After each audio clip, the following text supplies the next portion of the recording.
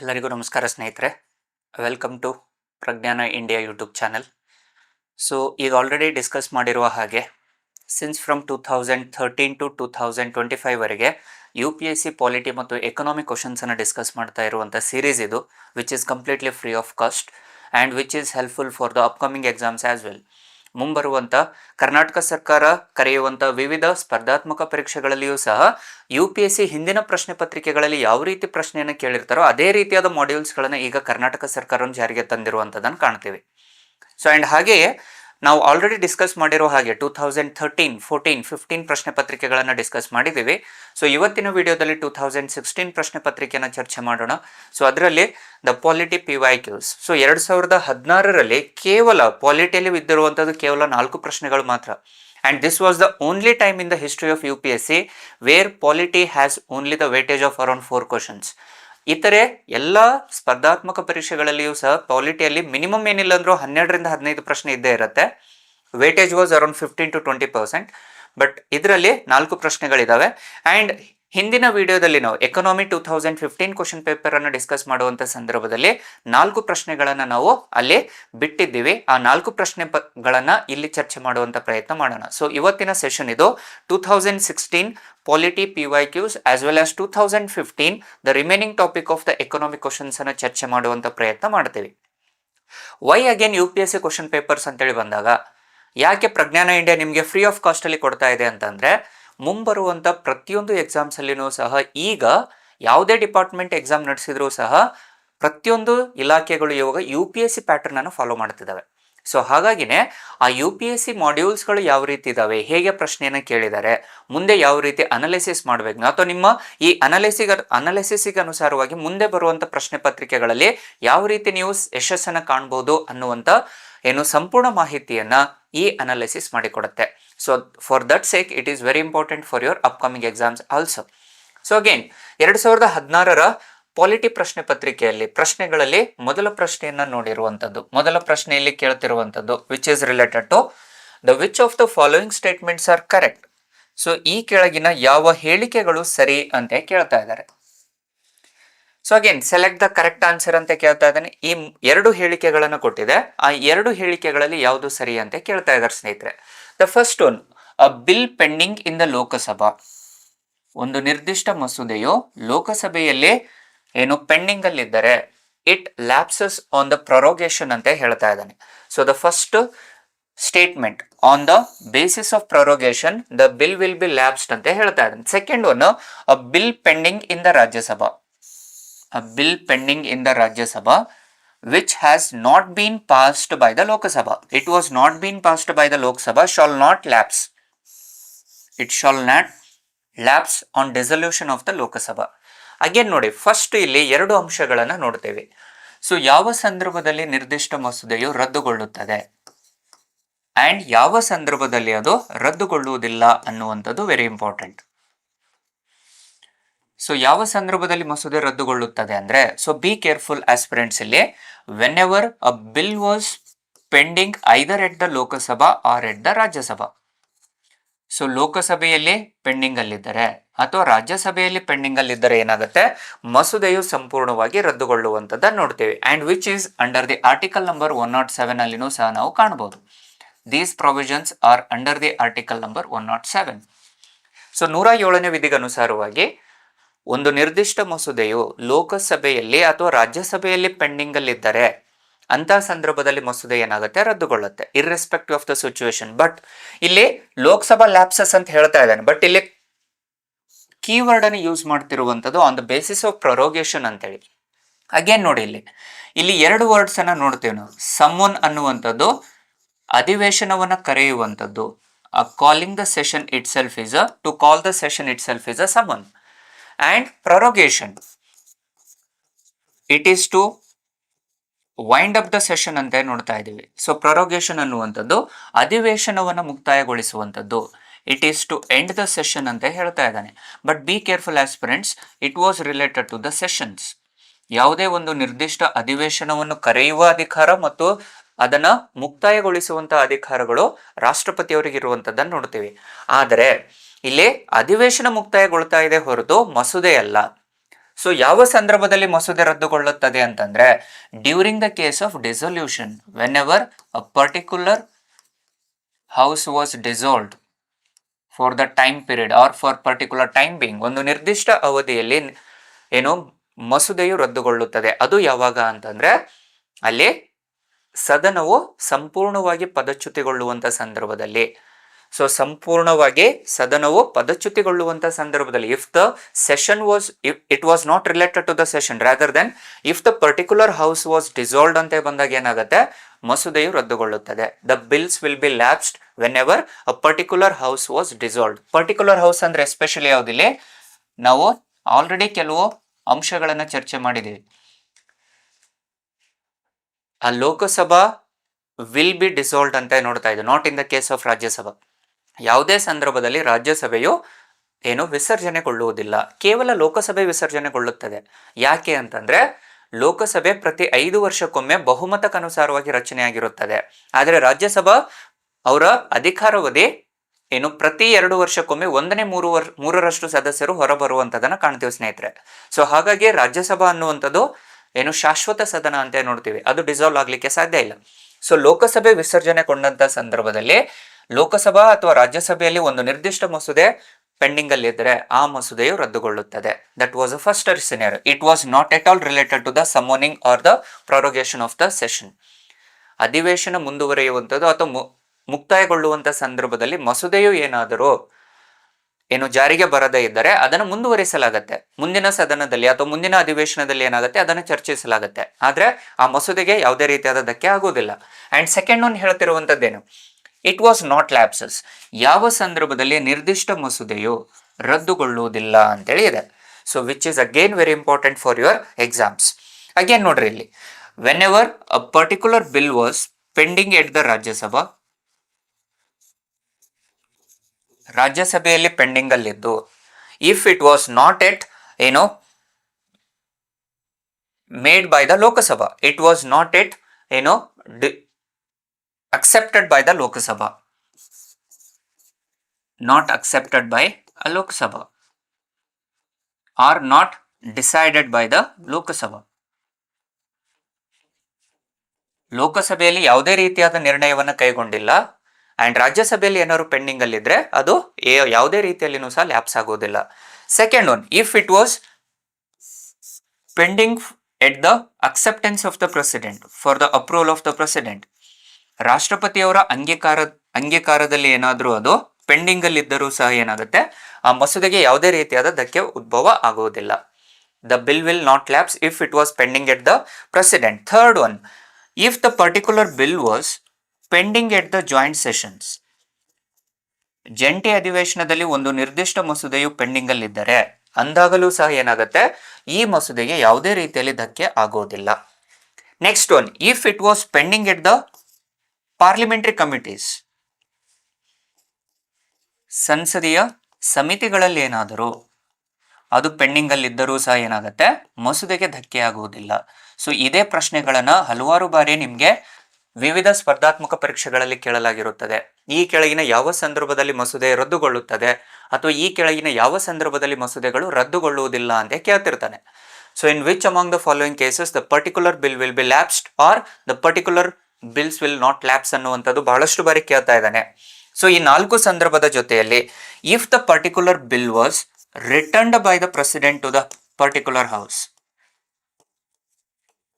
ಒಂದು ನಿರ್ದಿಷ್ಟ ಮಸೂದೆಯನ್ನು ರಾಷ್ಟ್ರಪತಿಯು ಸದನಗಳಿಗೆ ಹಿಂತಿರುಗಿಸಿದಾಗ, if the president returned that particular bill to the house, ಅಂದಾಗ್ಲೂ ಸಹ ಮಸೂದೆಗೆ ಯಾವುದೇ ರೀತಿಯಲ್ಲಿ ಧಕ್ಕೆ ಆಗುವುದಿಲ್ಲ. So these are the 5 cases where the particular bills will not get lapse ಅಂತ ನೋಡ್ತಾ ಇದ್ದೀವಿ. ಸೊ ಹಾಗಿದ್ದಾಗ ಉತ್ತರ ಏನಾಗುತ್ತೆ ನಮಗೆ, ದ ಮೊದಲನೇ ಪ್ರಶ್ನೆಗೆ the answer is 2 only. So ಹಾಗಾಗಿ ಆಪ್ಷನ್ ಬಿ ಇಸ್ ಕರೆಕ್ಟ್ ಆಗುತ್ತೆ. ಹೋಪ್ ದಿಸ್ ಒನ್ ಇಸ್ ಏನು clear with respect to the question and ಯಾವ ಸಂದರ್ಭದಲ್ಲಿ ಮಸೂದೆ ರದ್ದುಗೊಳ್ಳುತ್ತೆ, ಯಾವ ಸಂದರ್ಭದಲ್ಲಿ ರದ್ದಾಗುವುದಿಲ್ಲ ಅನ್ನುವಂಥದ್ದನ್ನ ಇಲ್ಲಿ ನಾವು ಚರ್ಚೆ ಮಾಡುವಂತ ಪ್ರಯತ್ನವನ್ನ ಮಾಡಿದ್ದೀವಿ ಸ್ನೇಹಿತರೆ. So hope this one is clear. Next second question. So ಎರಡನೇ ಪ್ರಶ್ನೆ, consider the following statements. Again ಇಲ್ಲಿ 2 ಹೇಳಿಕೆಗಳನ್ನು ಕೊಟ್ಟಿದ್ದಾರೆ. ಆ ಹೇಳಿಕೆಗಳಲ್ಲಿ ಮುಖ್ಯವಾಗಿ ಕೇಳ್ತಿರುವಂತದ್ದೇನೋ which of the statements given above are correct ಅಂತ ಕೇಳ್ತಾ ಇದ್ದಾನೆ. ಪ್ರಶ್ನೆಯನ್ನ ಕೇಳ್ತಿರುವಂತದ್ದು ಈ ಎರಡು ಹೇಳಿಕೆಗಳಲ್ಲಿ ಯಾವುದು ಸರಿ ಅನ್ನುವಂಥದ್ದನ್ನ ಕೇಳ್ತಾ ಇದ್ದಾರೆ. ಹಾಗೆ ನೋಡ್ರಿ, first statement, the chief secretary in a state is appointed by the governor of that state. So again ಇಲ್ಲಿ the chief secretary was appointed by the governor ಅಂತ ಕೇಳ್ತಾ ಇದ್ದಾನೆ. This was the first statement. Second one, the chief secretary in a state has a fixed tenure ಅಂತ ಹೇಳ್ತಾ ಇದ್ದಾನೆ. So ಅವರಿಗೆ ನಿಗದಿತ ಅವಧಿಯವರೆಗೆ ಅವರು ಕಾರ್ಯನಿರ್ವಹಿಸುತ್ತಾರೆ ಅಂತೇಳಿ ಹೇಳ್ತಾ ಇದ್ದಾನೆ. ಸೊ ಹಾಗಿದ್ದಾಗ ಚೀಫ್ ಸೆಕ್ರೆಟರಿ ಅನ್ನುವಂಥದ್ದೇನು? So usually the chief secretary is a highest decision making body under the government ಅಂತ ನೋಡ್ತೇವೆ. So usually they were being appointed by the chief minister. ಒಂದು ನಿರ್ದಿಷ್ಟ ರಾಜ್ಯದ ಕಾರ್ಯನಿರ್ವಹಣೆಗಳನ್ನು ಅಥವಾ ಕಾನೂನುಗಳನ್ನು ರಚನೆ ಮಾಡುವಂತ ಸಂದರ್ಭದಲ್ಲಿ ಏನು ಚೀಫ್ ಸೆಕ್ರೆಟರಿ ಕಾರ್ಯನಿರ್ವಹಣಾಧಿಕಾರಿಗಳು ಅಂತ ಕರಿತೀವಿ. And usually on the order of governor, usually these chief secretaries are senior most IAS officers ಅನ್ನ ನೋಡ್ತೀವಿ. ಸೊ ಮುಖ್ಯ ಕಾರ್ಯದರ್ಶಿಗಳು ಅಂತ ಕರಿತೀವಿ ನಾವು, ಸರ್ಕಾರದ ಮುಖ್ಯ ಕಾರ್ಯದರ್ಶಿಗಳು ಅಂತ ಕರಿತೀವಿ. ಯೂಶಲಿ ಏನು ಅತಿ ಹಿರಿಯ IAS ಅಧಿಕಾರಿಗಳನ್ನ ಇಲ್ಲಿ ಮುಖ್ಯಮಂತ್ರಿಯವರು ಅವರನ್ನ ಮುಖ್ಯ ಕಾರ್ಯದರ್ಶಿಯಾಗಿ ಆಯ್ಕೆ ಮಾಡುವಂತದ್ದನ್ನು ನೋಡ್ತೀವಿ. ಆದ್ರೆ IAS ಆಫೀಸರ್ ಆಗಿರುವ ಕಾರಣದಿಂದ as they were recruited by the central government, usually it was ordered by the governor. Order was given by the governor. ಅವರ ಆದೇಶವನ್ನ ನೀಡುವಂಥದ್ದು ಗವರ್ನರ್. ಆದ್ರೆ ಅಪಾಯಿಂಟ್ಮೆಂಟ್, ನೇಮಕಾತಿ ಮಾಡುವಂತ ಅಧಿಕಾರ ಹೊಂದಿದ್ದು ಕೇವಲ ಯಾರು? ಮುಖ್ಯಮಂತ್ರಿ ಅಂತ ನೋಡ್ತೀವಿ. ಅಗೇನ್ ಇಲ್ಲಿ ಆನ್ ದ ಅವರ ಟೆನ್ಯೂರ್ ಅಂತ ಬಂದಾಗ chief usually they will be appointed by the chief minister by the order of the governor ಅಂತ ಕರಿತೀವಿ. And usually on the pleasure of the CM ಅಂತ ನೋಡ್ತಾ ಇದ್ದೀವಿ. ಅವರನ್ನ ನಿಗದಿತ ಅವಧಿ ಅನ್ನುವಂಥದ್ದು ಎಲ್ಲಿಯೋ ಇಲ್ಲಿ ವಿಸ್ತರಣೆಯನ್ನ ಅಥವಾ ಸಂವಿಧಾನದಲ್ಲಿ ಎಲ್ಲಿಯೂ ಸಹ ಅದರ ಬಗ್ಗೆ ಮಾಹಿತಿಯನ್ನ ಕೊಟ್ಟಿಲ್ಲ. They were not having any fixed tenure. It always depends on the pleasure of the chief minister ಅಂತ ಹೇಳಲಾಗುತ್ತೆ. And usually this chief secretaries will be the principal advisor of the chief minister. Usually they will act as a principal advisor to the chief minister. ಅವರು ಯಾವಾಗಲೂ ಮುಖ್ಯಮಂತ್ರಿಯವರ ಕಾರ್ಯನಿರ್ವಹಣಾ ಸಲಹೆಗಾರರಾಗಿ ಕಾರ್ಯನಿರ್ವಹಿಸುವಂತದ್ದನ್ನು ನೋಡ್ತೀವಿ. So ಈ chief secretary ಅಧೀನದಲ್ಲಿ ಸೆಕ್ರೆಟರಿಗಳನ್ನು ಆಯ್ಕೆ ಮಾಡಲಾಗುತ್ತದೆ. ಆದರೆ council of minister and they can also attend the various meetings ಅಷ್ಟು. ಸೊ ಇಲ್ಲಿ ವಿವಿಧ ಕಾರ್ಯದರ್ಶಿಗಳನ್ನು ಸಹ ಇವರ ಅಧೀನವಾಗಿ ವಿವಿಧ ಕಾರ್ಯದರ್ಶಿಗಳನ್ನು ಸಹ ಮುಖ್ಯಮಂತ್ರಿಯವರೇ ನೇಮಕ ಮಾಡ್ತಾರೆ. ಆದರೆ ಅದರ ಆದೇಶವನ್ನು ಗವರ್ನರ್ ಕೊಡ್ತಾರೆ. And including this chief secretary can also attend the various meetings of the house. So ಇಲ್ಲಿ ಸದನದಲ್ಲಿ ಯಾವುದೇ ಸದನದಲ್ಲಿನೂ ಸಹ ಅವರು ಭಾಗವಹಿಸುವಂತ ಅಧಿಕಾರವನ್ನು ಹೊಂದಿರುತ್ತಾರೆ. They can attend meetings, they can attend the meeting of the house. ಯಾವುದೇ ಸದನದಲ್ಲಿ ಬೇಕಾದರೂ ಅವರು ಏನೋ ಭಾಗವಹಿಸುವಂತ ಅಧಿಕಾರವನ್ನು ಹೊಂದಿರುತ್ತಾರೆ.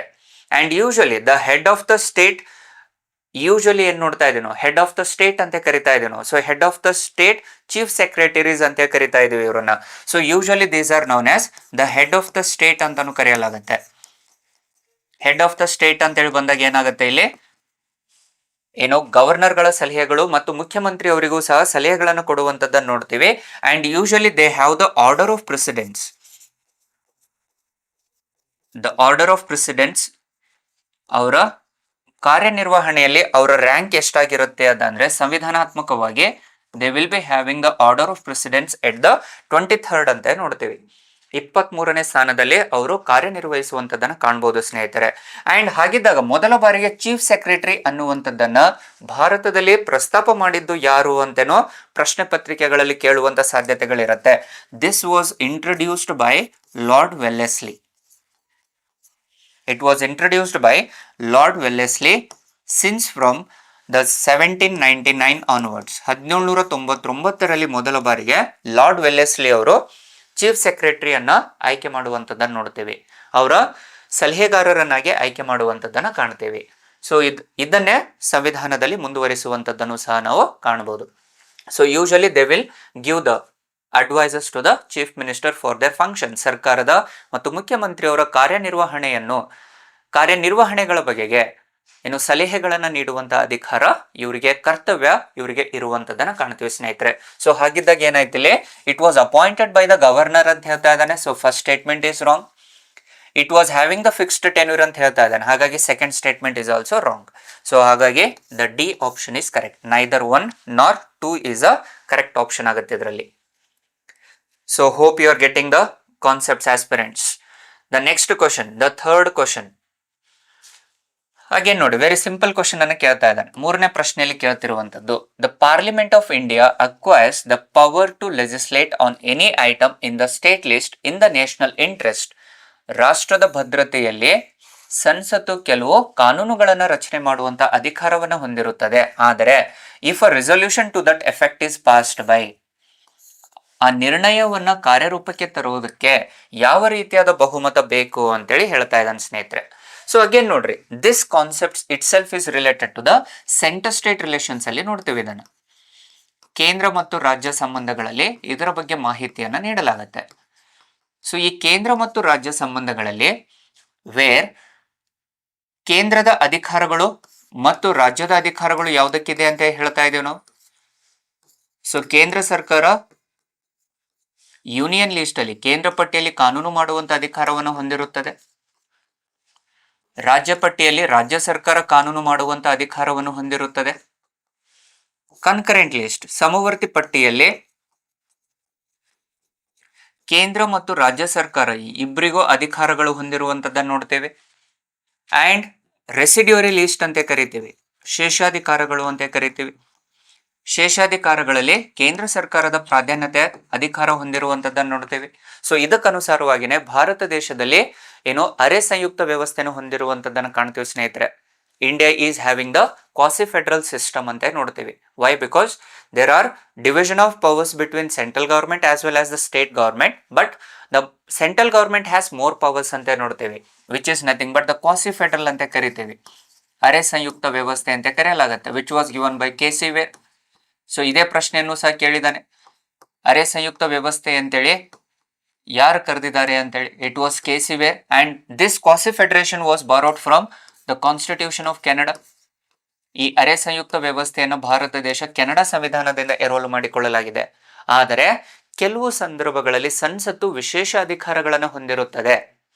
ಡ್ಯೂರಿಂಗ್ ದ ನ್ಯಾಷನಲ್ ಇಂಟ್ರೆಸ್ಟ್, ರಾಷ್ಟ್ರದ ಭದ್ರತೆಯನ್ನು ಕಾಪಾಡಿಕೊಳ್ಳುವಂತ ಸಂದರ್ಭದಲ್ಲಿ ರಾಜ್ಯಸಭೆ ಇನ್ ದ ಆರ್ಟಿಕಲ್ ನಂಬರ್ 249 249ನೇ ವಿಧಿಯಲ್ಲಿ ರಾಷ್ಟ್ರದ ಭದ್ರತೆಯನ್ನು ಕಾಪಾಡುವಂತ ಉದ್ದೇಶದಿಂದ ರಾಜ್ಯಸಭೆಗೆ ಕೆಲವು ಅಧಿಕಾರಗಳನ್ನು ಕೊಟ್ಟಿರುವಂತದ್ದನ್ನು ನೋಡ್ತೀವಿ ಸ್ನೇಹಿತರೆ.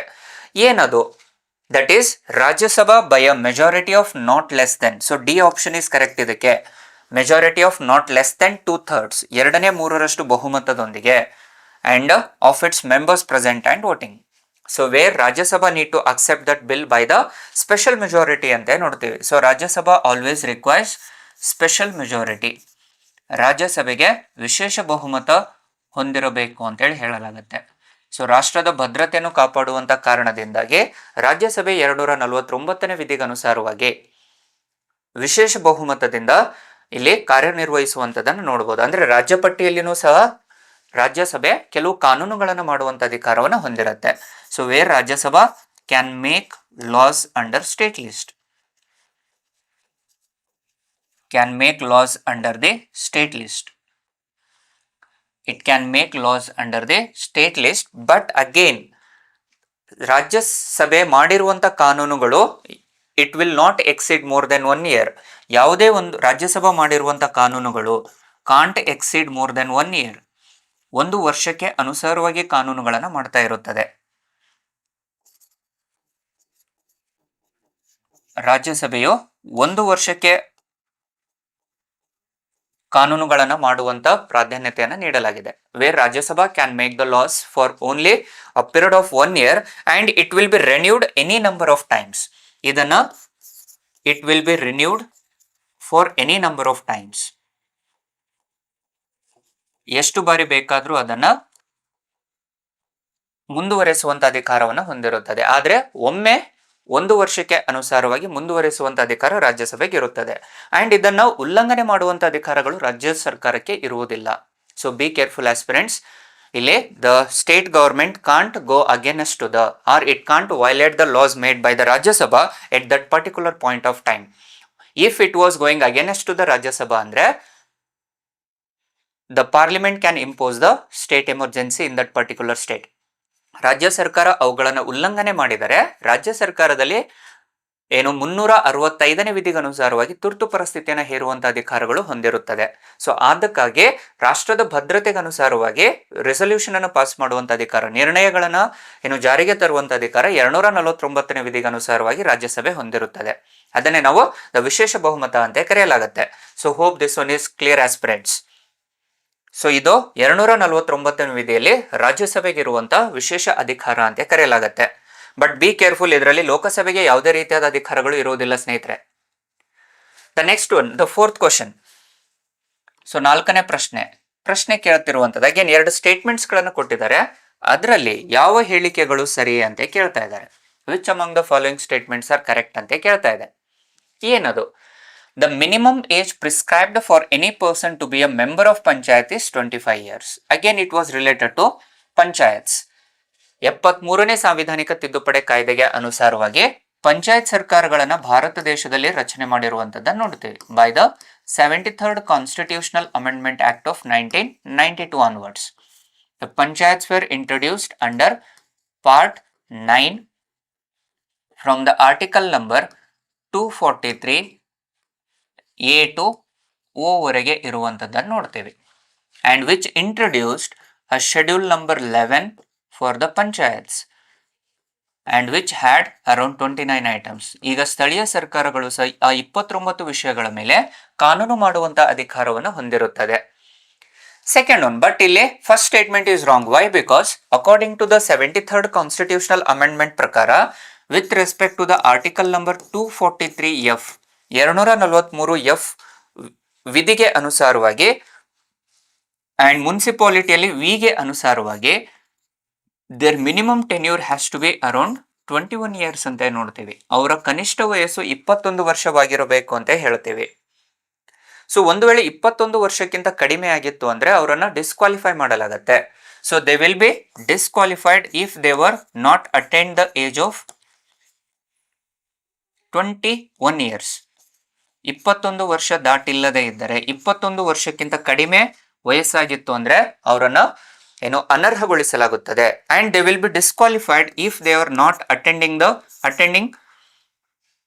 3 ಸೆಷನ್ಸ್ ಕಂಟಿನ್ಯೂಸ್ಲಿ. 3 ಸಭೆಗಳನ್ನ ನಿರಂತರವಾಗಿ ಅವರೇನಾರು ಭಾಗವಹಿಸದೇ ಇದ್ದಾಗ ಅವರನ್ನು ಸಹ ಡಿಸ್ಕ್ವಾಲಿಫೈ ಮಾಡಲಾಗುತ್ತೆ. ಅಥವಾ if they are absent for the session for a period of 4 months 4 ತಿಂಗಳ ಅವಧಿಗೆ ಅವರೇನಾದ್ರೂ ಸದನದಲ್ಲಿ ಭಾಗವಹಿಸದೇ ಇದ್ದರೆ, ಸಭೆಗಳಲ್ಲಿ ಭಾಗವಹಿಸದೇ ಇದ್ದಾಗಲೂ ಅವರನ್ನ ಅನರ್ಹಗೊಳಿಸುವಂತ ಅಧಿಕಾರ ರಾಜ್ಯಪಾಲರು ಹೊಂದಿರುವಂತದ್ದನ್ನ ಕಾಣ್ತೀವಿ ಸ್ನೇಹಿತರೆ. ಅಂಡ್ ಸೊ ಅದಕ್ಕೋಸ್ಕರವಾಗಿ ಫಸ್ಟ್ ಸ್ಟೇಟ್ಮೆಂಟ್ ರಾಂಗ್ ಆಗುತ್ತೆ. Second, a panchayat reconstituted after premature dissolution continues only for the remainder period ಅಂತ ಹೇಳ್ತಾ ಇದ್ದಾನೆ.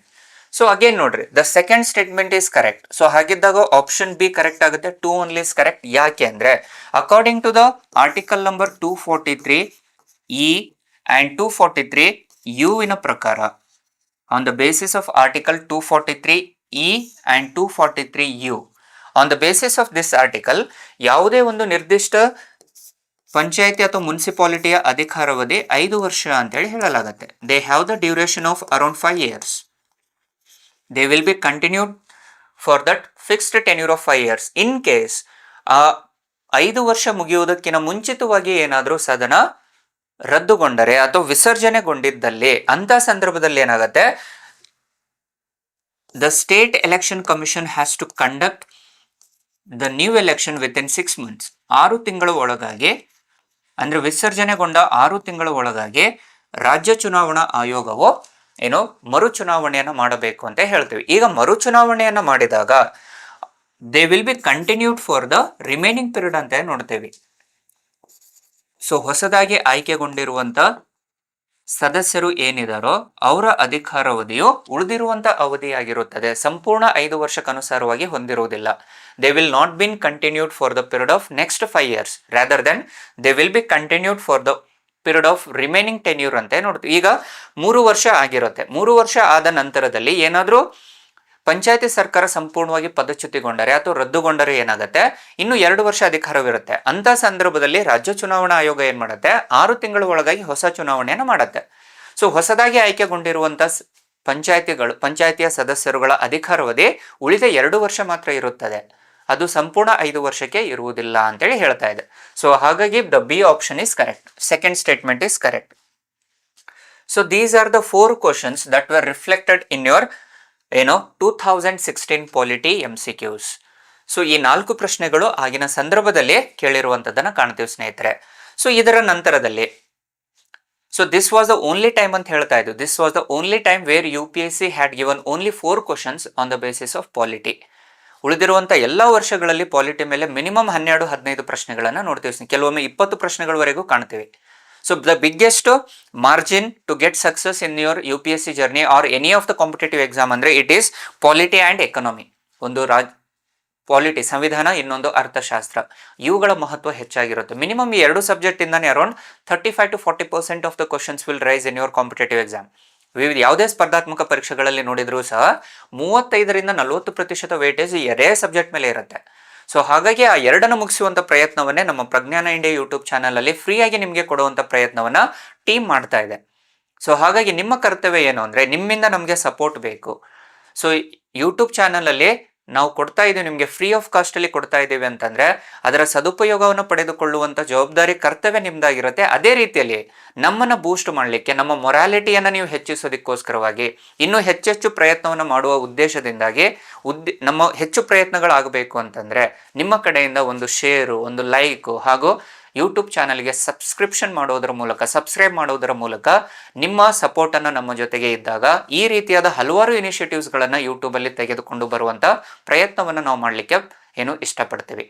ಸೊ ಇದರ ನಂತರದಲ್ಲಿ ನಾವು ಆಲ್ರೆಡಿ ಹೇಳಿರುವ ಹಾಗೆ, ಸೊ ಹಿಂದಿನ ಸೆಷನ್ ಅಲ್ಲಿ ನಾವು ಎಕನಾಮಿಯಲ್ಲಿ 2015ರ ಎಕನಾಮಿ ಟಾಪಿಕ್ ಅಲ್ಲಿ we left certain questions.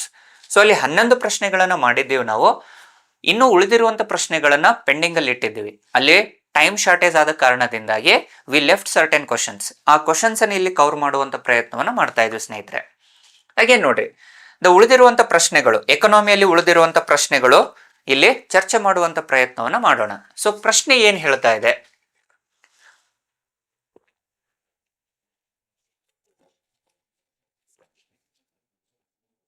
So ಪ್ರಶ್ನೆ ಹೇಳ್ತಿರುವಂತದ್ದಿಲ್ಲಿ, so with reference to inflation in India. So ಇಲ್ಲಿ ಪ್ರಶ್ನೆ ಕೇಳ್ತಿರುವಂತದ್ದು ಹಣದುಬ್ಬರಕ್ಕನುಸಾರವಾಗಿ ಇದೆ. Which of the following statement is correct? Very simple question. ಹಣದುಬ್ಬರಕ್ಕೆ ಅನುಸಾರವಾಗಿ 4 ಹೇಳಿಕೆಗಳನ್ನ ಕೊಟ್ಟಿದ್ದಾರೆ. ಈ ಹೇಳಿಕೆಗಳಲ್ಲಿ ಯಾವುದು ಸರಿ ಅನ್ನುವಂಥದ್ದು ಇಲ್ಲಿ ಕೇಳ್ತಾ ಇದ್ದಾನೆ. ಸೊ ಏನ್ ನೋಡ್ರಿ, the inflation, first thing, the inflation ಅಂದ್ರೆ ಏನಾಗುತ್ತೆ ಇವಾಗ?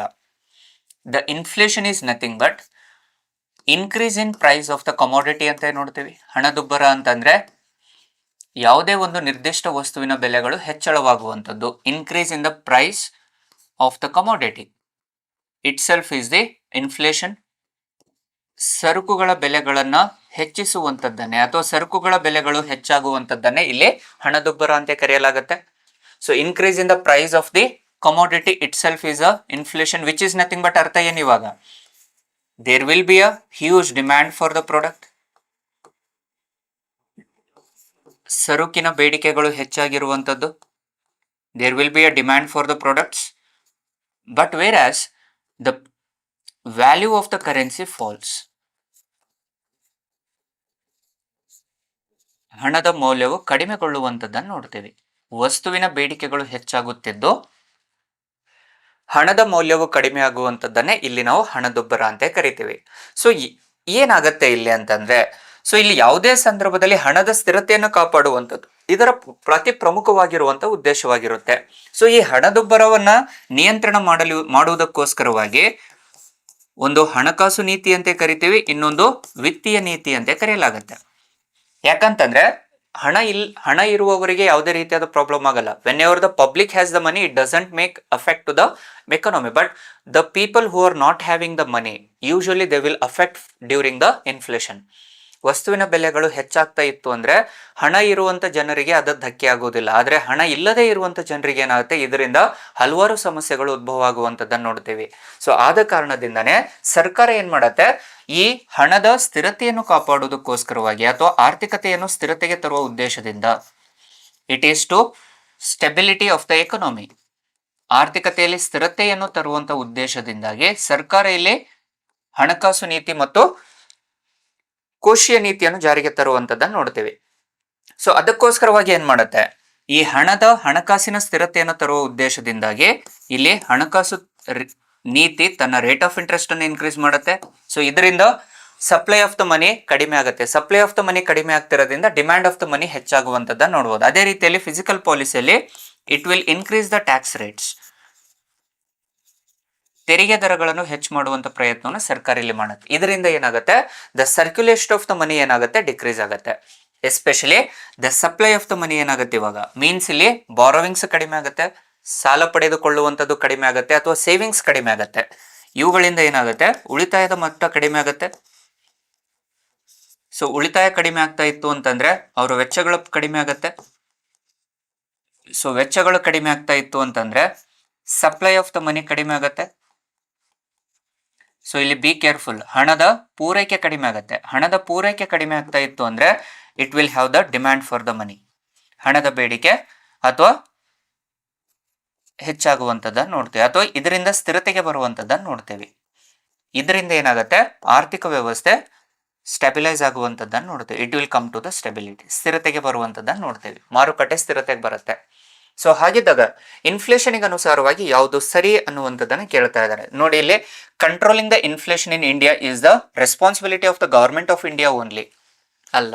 ಸೊ ನೋಡಿ ಇಲ್ಲಿ ಮಾನಿಟರಿ ಪಾಲಿಸಿ ಮತ್ತು ಫಿಸಿಕಲ್ ಪಾಲಿಸಿ ಅಂತ ಹೇಳ್ತಾ ಇದೀವಿ. ಹಾಗಿದ್ದಾಗ ಏನಾಗುತ್ತೆ, ಇವಾಗ monetary policy it was under the control of RBI, reserve bank of India, and fiscal policy through the taxes ಅನ್ನುವಂಥದ್ದು it was a responsibility of the government ಆಗುತ್ತೆ.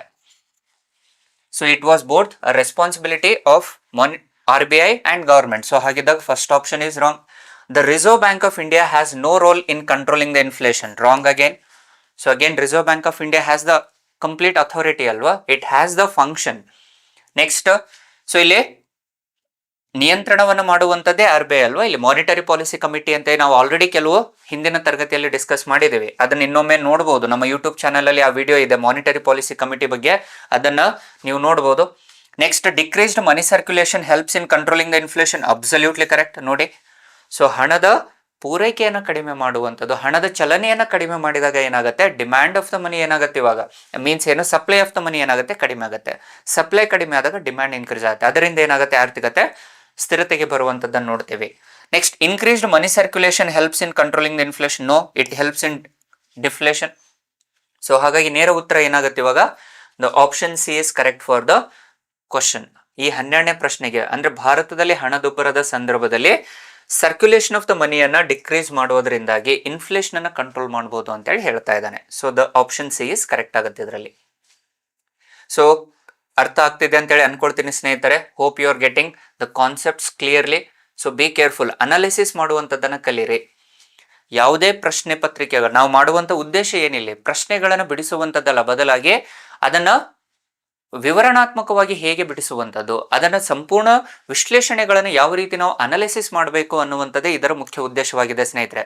ಸೊ ಹಾಗಾಗಿ rather then focusing on the answer ಏನು ಅನ್ನುವಂಥದ್ದನ್ನು ತಿಳಿದುಕೊಳ್ಳೋದಕ್ಕಿಂತ ಮುಖ್ಯವಾಗಿ ಯಾವ ರೀತಿ ಅದು answer ಇದೆ, ಯಾಕೆ ಆನ್ಸರ್ ಸರಿ, ಯಾಕೆ ಆನ್ಸರ್ ತಪ್ಪು ಅನ್ನುವಂಥದ್ದು ಗೊತ್ತಿರಲಿ ಸ್ನೇಹಿತರೆ. The next question, the substitution of steel, which is very simple question. ನೋಡ್ರಿ, you can answer the question by using the common sense. The substitution of steel for wooden, steel ಮತ್ತು wooden ಬಗ್ಗೆ ಹೇಳ್ತಾ ಇದ್ದಾನೆ. For wooden blocks in agricultural production is an example of ಅಂತ ಕೇಳ್ತಾ ಇದ್ದಾನೆ. ನೋಡಿ, ಇಲ್ಲಿ ಸ್ಟೀಲ್ ಅಂಡ್ ವುಡನ್ ಬ್ಲಾಕ್ಸ್ ಅಂತ ಹೇಳ್ತಾ ಇದ್ದಾನೆ. So wooden blocks are nothing but ಏನು, ಲೇಬರ್ ಆಗ್ಮೆಂಟಿಂಗ್ ಟೆಕ್ನಾಲಜಿ ಅಂತ ನೋಡ್ತೀವಿ, ಹೌದಾ. ಸೊ ಅಂದ್ರೆ ಮಾನವ ಸಂಪನ್ಮೂಲಗಳಿಂದ ಉತ್ಪಾದನೆ ಆಗ್ತಿರುವಂತದ್ದನ್ನ ವುಡನ್ ಬ್ಲಾಕ್ಸ್ ಅಂತ ಕರಿತೀವಿ. ಸ್ಟೀಲ್ ಅಂದ್ರೆ ಏನಾಗುತ್ತೆ, it was a capital augmenting technology ಅಂತ ನೋಡ್ತೀವಿ, ಬಂಡವಾಳ ಸರಕುಗಳ ಮೂಲಕ ಉತ್ಪಾದನೆ ಆಗುವಂತದ್ದನ್ನ ನೋಡ್ತೇವೆ. ಸೊ ಇದನ್ನ ಇದರಿಂದ ರಿಪ್ಲೇಸ್ ಮಾಡ್ತಾ ಇದೀವಿ ಅಂತಂದ್ರೆ ಅರ್ಥ ಏನಾಗುತ್ತೆ, ಇವಾಗ where it was focusing on ಏನು ಕ್ಯಾಪಿಟಲ್ ಆಗ್ಮೆಂಟಿಂಗ್ ಟೆಕ್ನಾಲಜಿಕಲ್ ಪ್ರೋಸೆಸ್. ಹೌದಾ, ವೆರಿ ಸಿಂಪಲ್ ನೋಡ್ರಿ ಇಲ್ಲಿ it was focusing on labour intensive technique and ಆ capital intensive technique. So labour intensive ಅನ್ನುವಂಥದ್ದು ಯಾವ್ದಾಗತ್ತೆ ಇವಾಗ ವುಡನ್ ಪ್ಲಾಕ್ಸ್ ಅಂತ ಕರಿತಾ ಇದ್ದೇವೆ. Wooden blocks are the labour intensive techniques and capital incentive are the capital augmenting technology ಅಂದ್ರೆ ಯಾವ್ದಾಗತ್ತೆ ಇಲ್ಲಿ it was related to the steel. ಏನಾಗ್ತಾ ಇದೆ ಇಲ್ಲಿ ಅಗೇನ್ ನೋಡ್ರಿ, ಎರಡರ ಮುಖ್ಯ ಉದ್ದೇಶ ಏನು, ಪ್ರೊಡಕ್ಷನ್ಸ್ ಅನ್ನ ಹೆಚ್ಚು ಮಾಡುವಂಥದ್ದು, ಉತ್ಪಾದನೆಯ ಮಟ್ಟವನ್ನ ಹೆಚ್ಚಿಸುವಂಥದ್ದು ಇದರ ಅತಿ ಪ್ರಮುಖವಾದ ಉದ್ದೇಶವಾಗಿರುತ್ತೆ. ಪ್ರೊಡಕ್ಟಿವಿಟಿ ಆಫ್ ಲೇಬರ್ ಅಂತ ನೋಡ್ತಾ ಇದೀವಿ ಇಲ್ಲಿ. ಎರಡರ ಉದ್ದೇಶಗಳು ಉತ್ಪಾದನೆನೇ, ಆದರೆ ಮಾನವ ಸಂಪನ್ಮೂಲದಿಂದ ಉತ್ಪಾದನೆಯನ್ನ ಹೆಚ್ಚಿಸುವಂತ ಕಾರಣದಿಂದಾಗಿ it will take much more time, consumes more time. ಅತಿ ಹೆಚ್ಚಿನ ಅವಧಿಯನ್ನು ತೆಗೆದುಕೊಳ್ಳುವಂತ ಕಾರಣದಿಂದ ಇದಕ್ಕೆ ಅನುಸಾರವಾಗಿ ನಾವೇನ್ ಮಾಡ್ತಾ ಇದೀವ, ಅತಿ ಕಡಿಮೆ ಸಮಯವನ್ನ ತೆಗೆದುಕೊಳ್ಳುವಂತ ಕ್ಯಾಪಿಟಲ್ ಇಂಟೆನ್ಸಿವ್ ಟೆಕ್ನಾಲಜಿಯನ್ನು ಜಾರಿಗೆ ತರುವಂತ ಪ್ರಯತ್ನವನ್ನ ಮಾಡ್ತಾ ಇದ್ದೀವಿ. ಸೊ ಇದನ್ನೇ ನಾವೇನ್ ಹೇಳ್ತಾ ಇದ್ದೀವಿ, the productivity of the capital will be increased. So ಬಂಡವಾಳ ಸರಕುಗಳ ಬಳಕೆಯಿಂದಾಗಿ ಉತ್ಪಾದನೆಯ ಮಟ್ಟ ಅತಿ ಕಡಿಮೆ ಸಮಯದಲ್ಲಿ ಹೆಚ್ಚು ಉತ್ಪಾದನೆಯನ್ನು ಮಾಡಬಹುದು, ಅದರಿಂದ ಹೆಚ್ಚಿನ ಲಾಭವನ್ನು ಕೈಗೊಳ್ಳುವಂತ ಪ್ರಯತ್ನ ಇದಾಗಿರುತ್ತದೆ ಅಂತ ಹೇಳ್ತೀವಿ. ಯೂಶಲಿ ನಾವು ನೋಡ್ತಾ ಇದ್ದೀವಲ್ಲ, ಬಲ್ಕ್ ಕಾಟ್ಸ್ ಅನ್ನು ಯೂಸ್ ಮಾಡ್ತಾ ಇದ್ದೀವಿ, ಈಗ ಟ್ರಾಕ್ಟರ್ಸ್ ಗಳನ್ನ ಯೂಸ್ ಮಾಡ್ತಾ ಇದ್ದೀವಿ, ಹೈ yield ವೆರೈಟಿ ಸೀಡ್ಸ್ ಗಳನ್ನ ಯೂಸ್ ಮಾಡ್ತಾ ಇದ್ದೀವಿ, ಡ್ರಿಪ್ ಇರಿಗೇಷನ್ಸ್ ಗಳನ್ನ ಯೂಸ್ ಮಾಡ್ತಾ ಇದ್ದೀವಿ.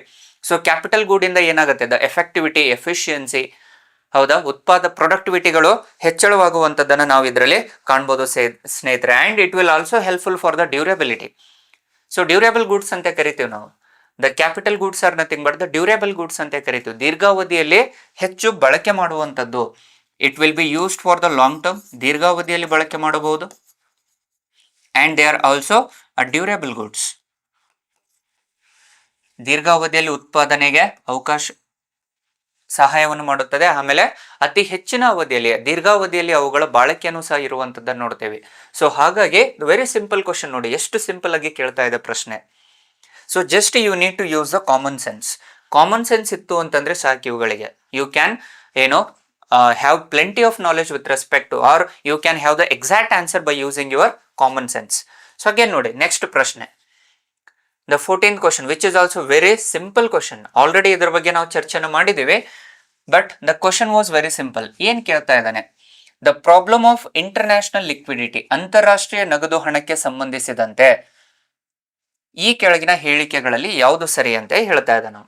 The problem of international liquidity is related to the non availability of, ಅಂತಾರಾಷ್ಟ್ರೀಯ ದ್ರವ್ಯತಾ ಹಣ ಯಾಕೆ ತೊಂದರೆಯಲ್ಲಿ ಸಿಗಾಕೊಳ್ಳುತ್ತೆ ಅನ್ನುವಂಥದ್ದನ್ನು ಕೇಳ್ತಾ ಇದ್ದಾನೆ.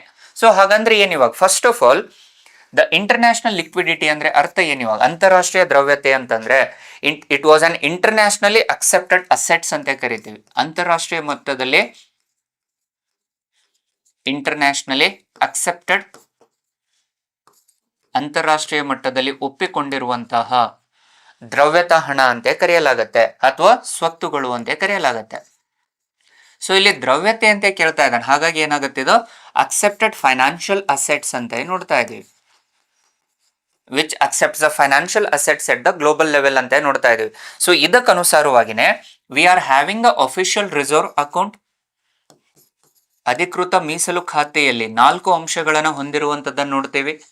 ಯಾವ್ಯಾವ ಅಂತಾನು ಡಿಸ್ಕಸ್ ಮಾಡಿದೀವಿ ನಾವು. That is gold, forex assets. So gold, second one is forex assets ಅಂತ ಕರಿತಾ ಇದೀವಿ, or forex currencies. Third, it was related to reserve tranche. And fourth one was special drawing rights ಅಂತ ನೋಡ್ತೀವಿ.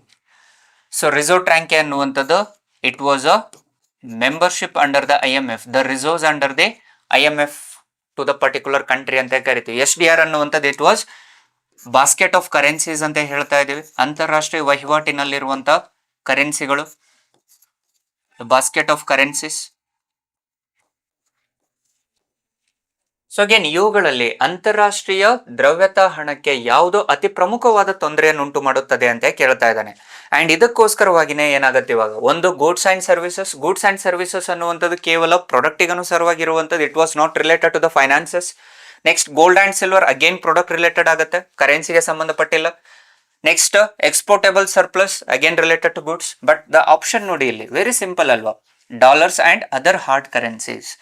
ಡಾಲರ್ಗಳ ಮೂಲಕ ಮತ್ತು ಇತರೆ ಹಾರ್ಡ್ ಕರೆನ್ಸಿಗಳ ಮೂಲಕ ಏನಾಗ್ತಾ ಇದೆ, ಇಲ್ಲಿ ಅಂತಾರಾಷ್ಟ್ರೀಯ ದ್ರವ್ಯತಾ ಹಣದಲ್ಲಿ ತೊಂದರೆಯಲ್ಲಿ ಇರುವಂತದ್ದನ್ನ ಕಾಣಬಹುದು. So usually short term and long term ಅಂತ ನೋಡ್ತೀವಲ್ವಾ ನಾವು. ಸೊ ಇಲ್ಲಿ the tariff dilemma or the conflicts ಅನ್ನ ನೋಡ್ತೀವಿ. ಈ ಅಂತಾರಾಷ್ಟ್ರೀಯ ದ್ರವ್ಯತಾ ಹಣದಲ್ಲಿ ಏನಾಗುತ್ತೆ, usually will see the conflicts with respect to the domestic market and the international market. So ದೇಶೀಯ ಮಾರುಕಟ್ಟೆಯಲ್ಲಿ ಕೆಲವು ಸಮಸ್ಯೆಗಳನ್ನ ನೋಡ್ತೀವಿ, ಹಾಗೂ ಅಂತಾರಾಷ್ಟ್ರೀಯ ಮಾರುಕಟ್ಟೆಯಲ್ಲಿಯೂ ಸಹ ಕೆಲವು ಸಮಸ್ಯೆಗಳನ್ನ ಕಾಣಬಹುದು. ಸೊ ಡೊಮೆಸ್ಟಿಕ್ ಯಾವುದೋ ಭಾರತ ದೇಶದ ಭೌಗೋಳಿಕ ಪ್ರದೇಶದಲ್ಲಿ ಏನಾಗುತ್ತೆ ಇವಾಗ, it will impact on short term ಅಂತ ನೋಡ್ತೀವಿ. ಅಲ್ಪಾವಧಿಯಲ್ಲಿ ಕರೆನ್ಸಿಯ ಮೌಲ್ಯ ಏನಾಗುತ್ತೆ, ಕಳೆದುಕೊಳ್ಳುತ್ತದೆ. ಅಂಡ್ ದೀರ್ಘಾವಧಿಯಲ್ಲಿ ಏನಾಗುತ್ತೆ, ಇಟ್ ವಾಸ್ ಇಂಟರ್ನ್ಯಾಷನಲ್ ಕರೆನ್ಸೀಸ್ ಅಂತ ನೋಡ್ತೀವಿ. ದೀರ್ಘಾವಧಿಯಲ್ಲಿ ಒಂದು ದೇಶದ ಕರೆನ್ಸಿಯ ಮೌಲ್ಯವು ಕಳೆದುಕೊಳ್ಳುವಂಥದ್ದನ್ನು ಕಾಣ್ತೀವಿ ಸ್ನೇಹಿತರೆ. ಸೊ ಹಾಗಾಗಿ the question was very simple, liquidity ಅಂತ ಕೇಳ್ತಾ ಇದ್ದಾನೆ which is related to financial assets. So ಹಾಗಾಗಿ ಇಲ್ಲಿ dollars and other hard currencies ಅಂತ ನೋಡ್ತಾ ಇದೀವಿ. ದ 14th ಕ್ವಶನ್ಗೆ ಉತ್ತರ ಇಲ್ಲೇ ಸಿ ಆಗತ್ತೆ. ಸೊ ನೋಡಿ ಅಗೇನ್ ಈಗ ನೋಡಿರುವಂತ ಎರಡು ಪ್ರಶ್ನೆಗಳು just by using the common sense, ಕೇವಲ ಒಂದು ಕಾಮನ್ ಸೆನ್ಸ್ ಅನ್ನು ಯೂಸ್ ಮಾಡೋದ್ರಿಂದನೂ you can attend the question ಅಲ್ವಾ. ಸೊ ಇದೇ ನಮ್ಮ ಅತಿ ಪ್ರಮುಖವಾದ ಉದ್ದೇಶವಾಗಿರುತ್ತದೆ.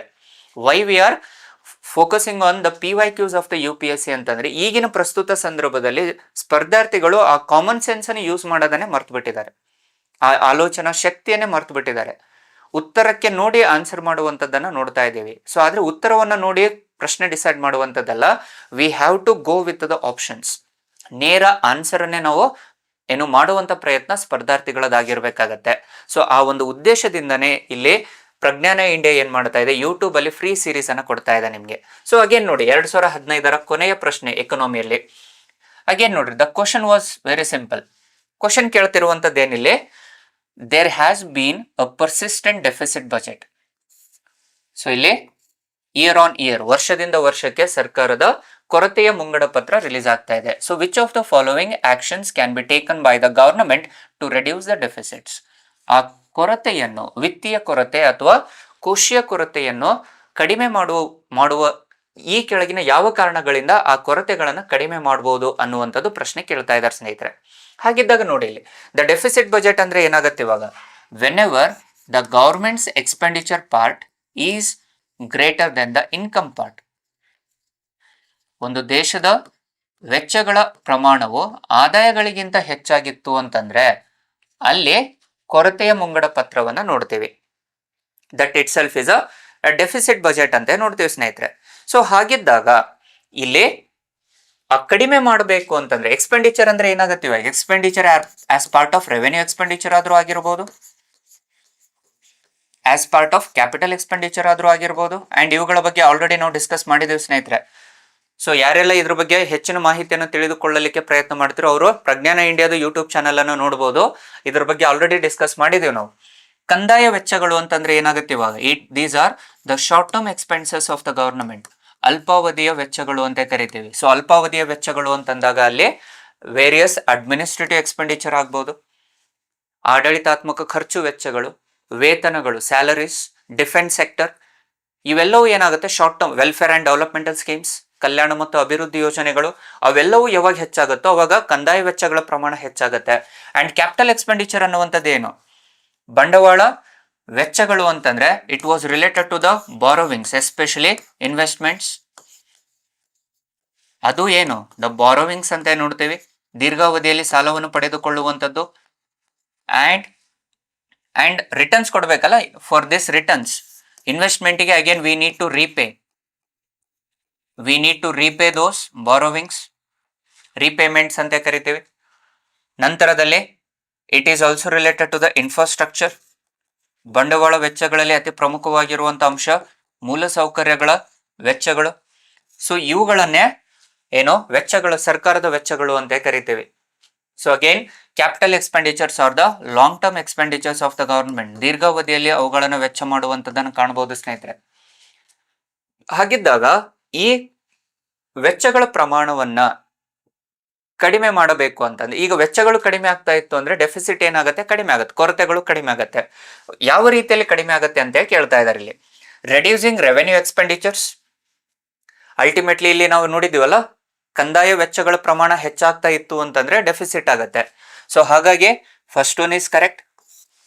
ಸೊ ಕಂದಾಯ ವೆಚ್ಚಗಳ ಪ್ರಮಾಣವನ್ನು ಕಡಿಮೆ ಮಾಡೋದ್ರಿಂದ ಕೊರತೆ ಕಡಿಮೆ ಆಗತ್ತೆ. Second one is introducing new welfare schemes. ಇಲ್ಲಿ ನೋಡಿ, ಹೊಸ ಕಲ್ಯಾಣ ಮತ್ತು ಅಭಿವೃದ್ಧಿ ಯೋಜನೆಗಳನ್ನ ಹೆಚ್ಚು ಮಾಡ್ತಾ ಇದೀವಿ ಅಂದ್ರೆ ಕ್ಯಾಪಿಟಲ್ ಎಕ್ಸ್ಪೆಂಡಿಚರ್ ಇಲ್ಲಿ ಹೆಚ್ಚಾಗತ್ತೆ.